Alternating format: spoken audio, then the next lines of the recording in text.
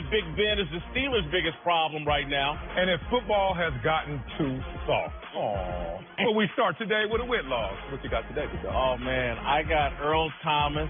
I got a message for Earl Thomas. Message? And all the other current and former players who can't contain their seething animosity toward the NFL.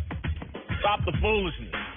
Quit acting like NFL owners raided medical schools, law schools, journalism schools, captured you, and forced you to play professional football. After fracturing his leg on Sunday, Thomas, an all-pro safety for the Seattle Seahawks, gave the Seattle bench the middle finger as he was driven off the field on a cart. Thomas is bitter the Seahawks refused to give him a third new contract before this season. He sat out all of training camp before reporting to work and skipped multiple practices during the first month of the season. Earl Thomas believes football has been unfair to him. Really? Is there another profession that would pay Earl $50 million before age 30? Even with a broken leg ending this 2018 season, I bet Earl can earn another $10 to $25 million in the NFL before his career ends. I'm supposed to believe Earl is some sort of victim of the NFL exploitation? Stop it. Earl, like a lot of players, is caught up in the media-driven delusion that the NFL is this evil, racist institution that takes advantage of its entertainers. Yeah, Earl thinks he's in the music industry. He thinks he's Lil Wayne, and the Seattle owner, Paul Allen, is Birdman. Or maybe Earl is old school. Maybe he thinks he's Ice Cube, and Paul Allen is Jerry Heller. My point is, if Earl Thomas wants to know what exploitation looks like in the entertainment industry, he needs to look at the music industry in Hollywood. It took 4 years for Lil Wayne to drop the Carter 5 because Cash Money Records treated him like a slave. It's a common practice in the music industry. Suge Knight hung Vanilla Ice over a balcony. Earl, have you ever heard of the Hollywood casting couch? I don't even have to leave the sports world to look at combat sports and how fighters constantly complain about the power promoters wield over them and their paychecks. But damn, I'm glad y'all set it off. Used to be hard, but now you're just wet and soft, looking like straight bozos. I saw it coming. That's why I went journo. Oh, so Fat Joe is Ice Cube now, huh? That's who you are? I am Ice Cube. Sometimes you gotta serve it straight, no chase. Only way they can hear you. Earl Thomas is no victim.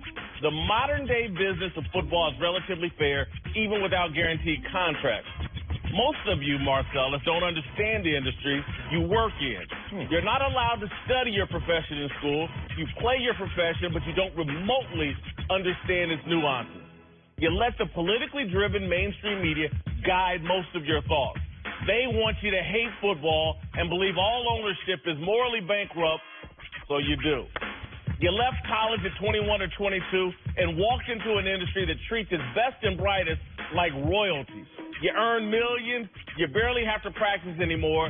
The league has made hard hits virtually illegal. A bunch of old football players believed in something and sacrificed everything so that modern NFL players could be at the top of the sports food chain. Act like a man. Show a little gratitude and respect the game that has made you rich beyond your wildest dreams. All right, Marcellus, that's how I see it as a journalist, wannabe rapper. I saw that. Definitely wannabe. Wannabe rapper. How do you see it as an athlete? Wow, man.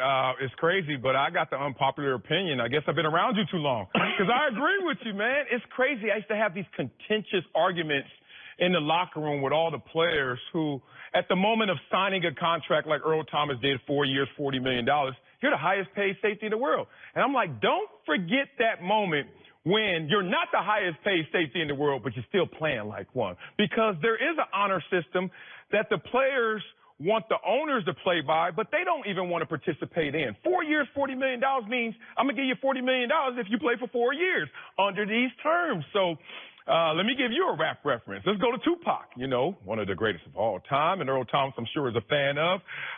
Tupac once said, you might be deep in this game, but you got the rules missing. And that's the thing about Earl Thomas right now. He's deep in the game, one of the best safeties we've seen ever at that position.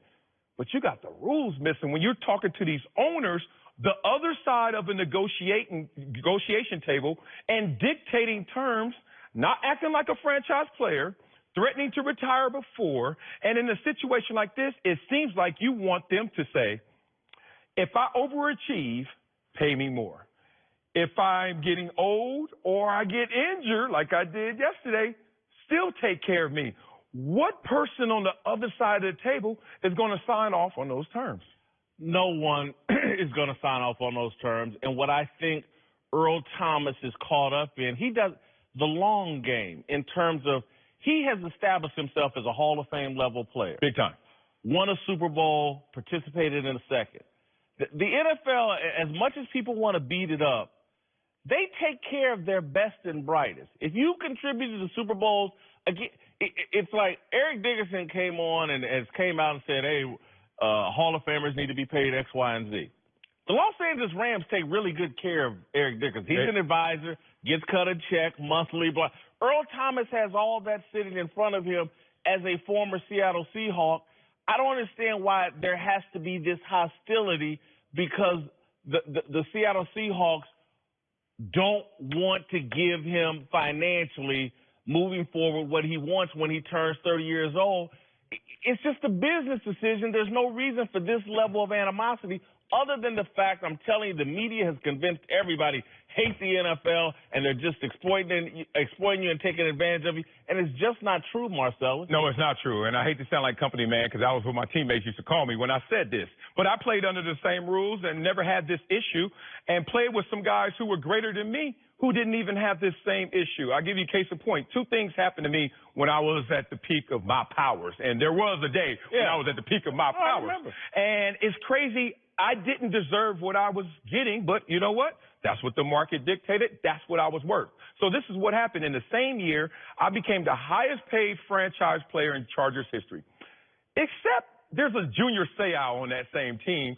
And Junior, I'm thinking, may have a problem with this.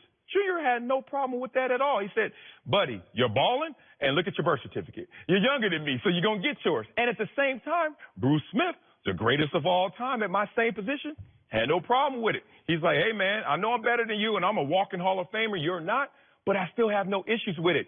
Frustration is just the anger that's displaced. And what you're seeing from Earl Thomas and others is because they're not getting what they want.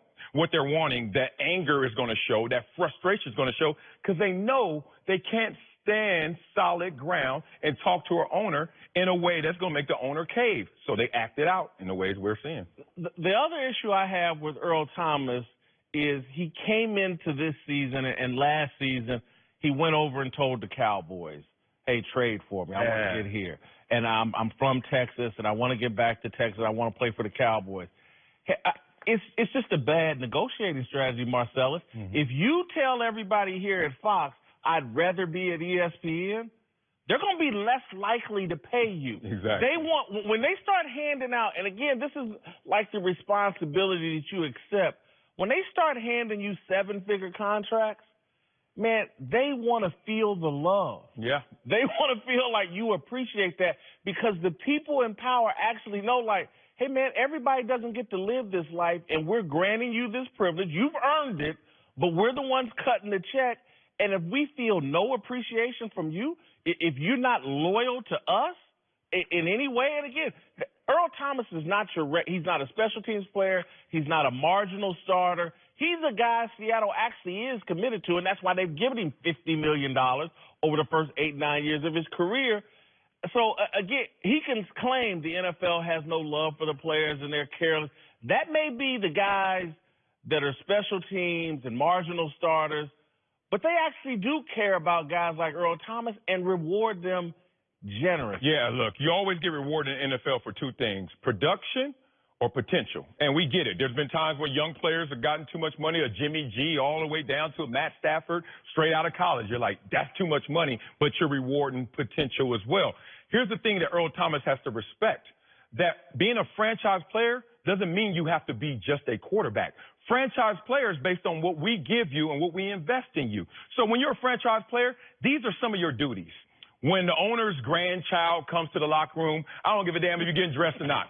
Shake his hand, take that picture, okay? It also means when we go into the community and we meet all the CEOs and we're doing our marketing strategy and selling season tickets, need you at the head table with a smile, just making sure everyone feels good about supporting this organization. It sounds crazy, but this really boils down to professionalism. When you're under terms, I understand, let's speak quietly about changing these terms. But like you said, those tactics and flirting with another franchise, that's not going to make me any more eager to try and go out there and help you. Last thing I'll say on this is he chose a bad strategy. Yeah, big time. Go the Le'Veon Bell strategy if that's what's in your heart. I thought Tony Dungy said this well on Football Night in America in terms of like he analogized this a bit to Vontae Davis. And, you know, Vontae quit on his team, and here's a guy acting like he hates the Seattle Seahawks, and I'm giving him the finger as I'm leaving the field. It's like, hey, man, if that's the way you felt, man up and do what Le'Veon Bell is doing. Le'Veon Bell, and we'll get to this later in the show, his value keeps going up. Yeah. Keeps going. He's actually improving his situation, in my opinion, because the Steelers can't get it done without him. And Big Ben is no longer Big Ben. He's Medium Ben. And they need Bell. And so, you know, he shouldn't have shown up. He should have played it like Le'Veon Bell. To your point, you can't serve two guys. Either hold out, be gangster with it, Le'Veon Bell, or come in and play ball the right way and stay within the confines of the team. He didn't do either. All right, coming up, the Cowboys got back on track yesterday. Was that win more about Dak Prescott or Ezekiel Elliott? Marcellus and I go head-to-head.